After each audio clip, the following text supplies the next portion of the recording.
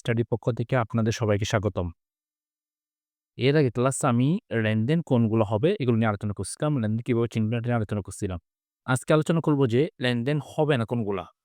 মানে প্রত্যেক ঘটনা থেকে প্রত্যেক লেনদেনের ঘটনা কিন্তু প্রত্যেক ঘটনা কি না লেনদেন নয়। এখন লেনদেন নয় কোনগুলো আজকে আমরা এগুলো জানব। তো দেখেন কিছু লেনদেন আছে যেগুলোতে অর্থের পরিমাপযোগ্য মানে অর্থের টাকাটা উল্লেখ থাকবে। বাট কিন্তু ব্যবসার আর্থিক অবস্থায় কোনো পরিবর্তন হবে না।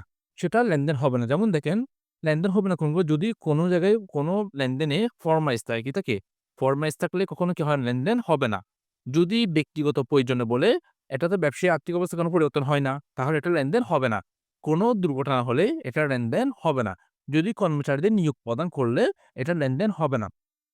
যেমন দেখেন, কর্মচারীদের নিয়োগ প্রদান বলতে কিরকম? আ ধরেন আজকে আমি একটা ব্যবসা প্রতিষ্ঠান আমি খুলছি। তো আমার এখানে ব্যবসা প্রতিষ্ঠানে কর্মচারী লাগতেছে। তো কর্মচারী লাগলে আমি কর্মচারীর জন্য একটা কি দিছি বিজ্ঞপ্তি দিছি। তো কর্মচারীগুলো আমি নিয়োগ দিছি। মানে ভালো দক্ষ কর্মচারী অনেক নিয়োগ দিছি। নিয়োগ দেওয়ার পরে এখন তাদেরকে একটা নির্দিষ্ট একটা বেতন নির্ধারণ করা হইছে। মানে ৳১৮,০০০ দেন ৳১৫,০০০ বেতন আমি দিব। তো বেতন তো আমি এখনো দিই নাই। আমি বেতনটা দিব মাস শেষে। তো এখনো যে বেতনটা দিই নাই। এটা কি কারো আর্থিক অবস্থায় কোনো পরিবর্তন হইছে? অর্থনৈতিক কি পরিমাপযোগ্য হইছে? হয় নাই। এটা লেনদেন হবে না। এবং মালিকের ব্যক্তিগত তহবিল ক্রয়। এখন এটা ব্যবসার প্রয়োজন থেকে উনি পণ্য ক্রয় করে নাই। উনি নিজ পকেট থেকে টাকা নিয়ে ক্রয় করছে। তাহলে এটা কি কোনো লেনদেন হবে না। এখন দেখেন উদাহরণ, মালিক ব্যাংক থেকে ব্যক্তিগত প্রয়োজনে ঋণ গ্রহণ। মালিক তার ব্যক্তিগত প্রয়োজনে ঋণ গ্রহণ করছে। এটা তার ব্যক্তিগত তার নিজের প্রয়োজনের জন্য ঋণ গ্রহণ করছে। তাহলে এটা কি হবে? লেনদেন হবে না। কারণ তিনি এটা ব্যবসায়িক প্রয়োজনে কি করে নাই? লেন লে ব্যবসায়িক প্রয়োজনে ঋণ গ্রহণ করে নাই। এটা তার নিজের প্রয়োজনের জন্য লেনদেন ঋণ গ্রহণ করছে। সেজন্য কি হবে না? লেনদেন হবে না। আসবাবপত্র ক্রয়ে ফরমায়েশ প্রদান। একটু আগে বলছিলাম যদি কোন বাক্যে কোন লেনদেনে যদি ফরমাইশ থাকে এক কথায় কি হবে না? লেনদেন হবে না। মালিক তার ব্যক্তিগত তহবিল থেকে ছেলের স্কুলে বেতন দিলেন। এটা তো মালিক স্যার ব্যবসা প্রতিষ্ঠান থেকে ছেলের স্কুলে বেতন দেয় নাই।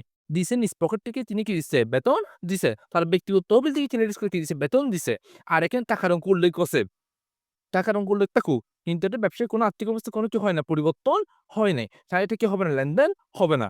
৳১০,০০০ বেতনে একজন ম্যানেজার নিয়োগ দেওয়া হলো।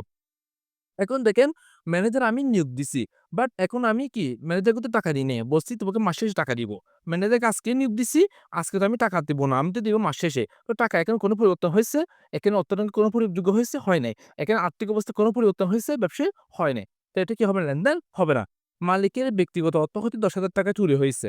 এখন মালিকের পকেট থেকে ৳১০,০০০ চুরি হয়ে গেছে। এটা তার ব্যবসা থেকে টাকা চুরি হয় নাই। ওর নিজের পকেট থেকে টাকা চুরি হয়ে গেছে।